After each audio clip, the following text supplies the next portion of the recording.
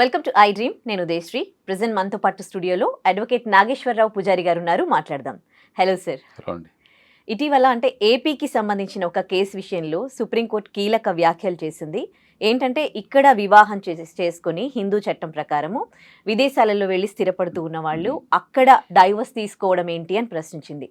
అంటే సుప్రీంకోర్టు వ్యాఖ్యలను ఎట్లా అర్థం చేసుకోవాలి? ఇప్పటి నుంచి ఇక్కడ పెళ్లి చేసుకొని అక్కడ డైవర్స్ తీసుకుంటే అవి చెల్లుబాటు కావు అని అర్థమా? అంటే ఇప్పుడు చాలామంది కన్ఫ్యూషన్ ఉంటుంది చాలామందికి.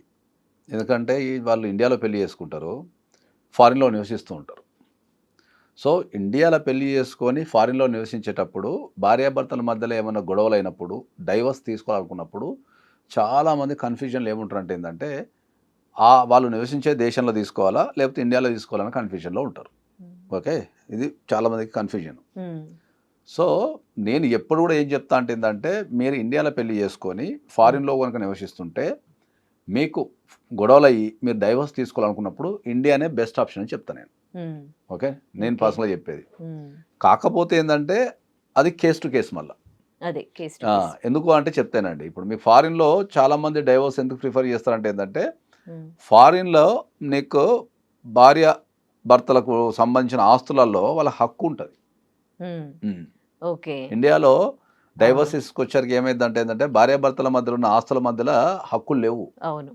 ఓకే, అంటే భర్త సంపాదించిన ఆస్తిని భార్య పంచుకోవడము లేకపోతే భార్య సంపాదించిన ఆస్తిని భర్త పంచుకోవడం అలాంటి హక్కులు ఇండియాలో లేవు. సో వాళ్ళకి ఎప్పుడైతే ఆస్తి తగాదాలు ఉండవో, అంటే వాళ్ళు నివసించే దేశంలో ఎప్పుడైతే ఆస్తి తగాదాలు ఉండవో, ఆస్తికి సంబంధించి పెద్దగా ఏముండదో అప్పుడు వాళ్ళు ఖచ్చితంగా ఇండియాలో అప్లై చేసుకుంటే బెటర్ అని చెప్తాను నేను. సో జనరల్ పబ్లిక్కి కానీ లేకపోతే ఎన్ఆర్ఐస్ కానీ ఏదైతే ఈ ఫారిన్ కంట్రీస్ నివసించే వ్యక్తులకు ఎప్పుడు కూడా ఒక కన్ఫ్యూజన్ ఏంటంటే డైవోర్స్ అనేది ఇండియాలో అప్లై చేయాలా వాళ్ళ దేశంలో అప్లై చేయాలనేది ఒక పాయింట్. ఒకవేళ వాళ్ళ దేశంలో అప్లై చేస్తే అది వ్యాలిడ్ అవుతుందా కాదా ఇండియాలో అనేది ఇంకో పాయింట్.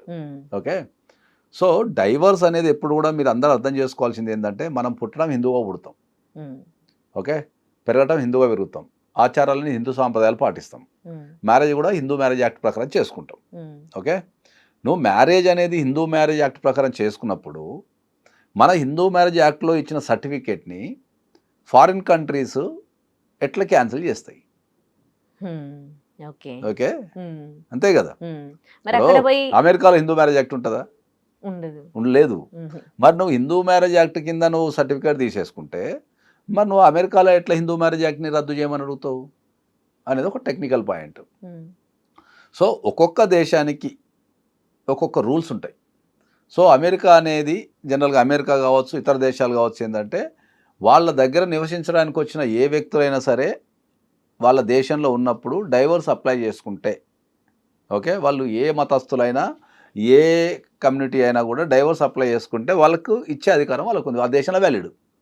వాళ్ళు తీసుకునే డైవర్స్ వాళ్ళ దేశంలో వ్యాలిడ్. వాళ్ళు ప్రపంచంలో ఎక్కడ మ్యారేజ్ చేసుకొని వాళ్ళ దేశానికి పోయి ఆ దేశంలో తీసుకునే డైవర్స్ అనేది ఆ దేశం వరకే వ్యాలిడ్. అది ఫస్ట్ క్వశ్చన్. మరొకవేళ మరి ఇండియాలో వ్యాలిడ్ కావాలంటే ఏం చేయాలంటే ఏంటంటే మళ్ళీ ఆ దేశంలో తీసుకున్న డిగ్రీ ఏదైతే ఉంటుందో ఆర్డర్ కాపీని ఏదంటో అది మళ్ళీ ఇండియాకి తెచ్చి మళ్ళీ దాన్ని అమలుపరచండి, ఈ డిగ్రీని అమలుపరచండి, మేము ఆల్రెడీ ఫారిన్లో నాకు డైవర్స్ అయింది, సో ఈ డిగ్రీని అమలుపరచండి అని మళ్ళీ ఇండియాలో వేసుకోవాలి. మళ్ళీ కోర్టుకి ఇచ్చి మళ్ళీ ఇండియాలో వేసుకోవాలి. సో మళ్ళీ ఇండియన్ కోర్టు అదంతా పరిశీలించి ఇది అంతా చూసి ఇద్దరి సమ్మతం తీసుకొని మళ్ళీ నీకు డిగ్రీని పాస్ చేస్తుంది. ఏది ఓకే మీరు ఫారిన్లో తీసుకున్న డిగ్రీ అనేది వ్యాలిడే అని చెప్పేసి మళ్ళీ ఇక్కడ ఇండియన్ కోర్టు చెప్పాలి. ఓకే, ఒకవేళ వాళ్ళకి H1 వీసా వచ్చి వాళ్ళకి అక్కడ స్థిరత్వం ఏ వీసా వచ్చినా వాళ్ళు ఏ స్టేటస్ మీద ఉన్నా నీ పెళ్లి హిందూ మ్యారేజ్ ప్రకారం గనక అయితే నీకు ఇండియాలో నీకు కంపల్సరీ ఫారిన్ డిగ్రీని మళ్ళీ ఇండియాలో వ్యాలిడేట్ చేయించుకోవాల్సిందే కోర్టులో. అది నేను చెప్పేది. అంటే నీకు డబల్ పని కాలా, ఫారిన్ వేసుకోవాలా మళ్ళీ ఇక్కడ మళ్ళీ వచ్చి మళ్ళీ కోర్టులో మళ్ళీ నాకు డిగ్రీ వచ్చింది దాన్ని అమలు పరచడానికి వేసుకోవాలా లేదా మళ్ళీ ఇండియాలోనే వేసుకోవాలా. సో లిటిగేషన్ డబుల్ అవుతుందిలే. సో అందుకని నేను ఎప్పుడైనా ఏం చెప్తా అంటే ఏంటంటే ఒకవేళ మీకు అసెట్స్కి సంబంధించి ఫారిన్ కంట్రీస్లో మీకు మీ ఇద్దరి మధ్యలో అసెట్స్కి సంబంధించి లేకపోతే ఆస్తులకు సంబంధించి ఎటువంటి తగాదాలు లేవు అనుకున్నప్పుడు మీరు ఖచ్చితంగా ఇండియాలో తీసుకోమని చెప్తాను నేను. అది ఫస్ట్ పాయింట్. సో రెండోది మరి ఇండియాలో తీసుకోవాలంటే ట్రావెల్ చేయాలా? ఇది అందరికి వచ్చే క్వశ్చన్ ఇది. ఇండియాలో తీసుకోవాలి డైవోర్స్ అనుకుంటే మీరు ఇండియాకి ట్రావెల్ చేయాల్సిన అవసరం లేదు.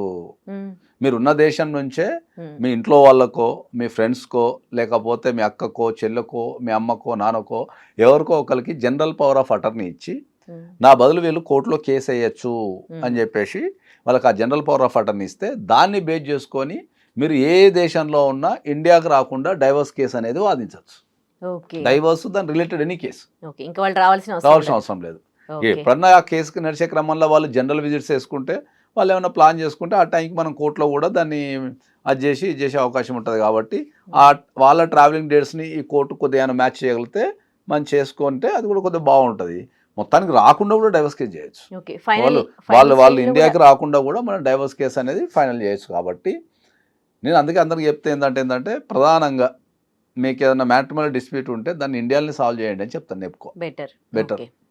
తప్పదు, అసెట్స్ ఉన్నాయి, కొద్దిగా వాటిని పంచుకోవాలనుకున్నప్పుడు ఫారిన్లో వేసుకోమని చెప్తాను నేను. Right, thank you.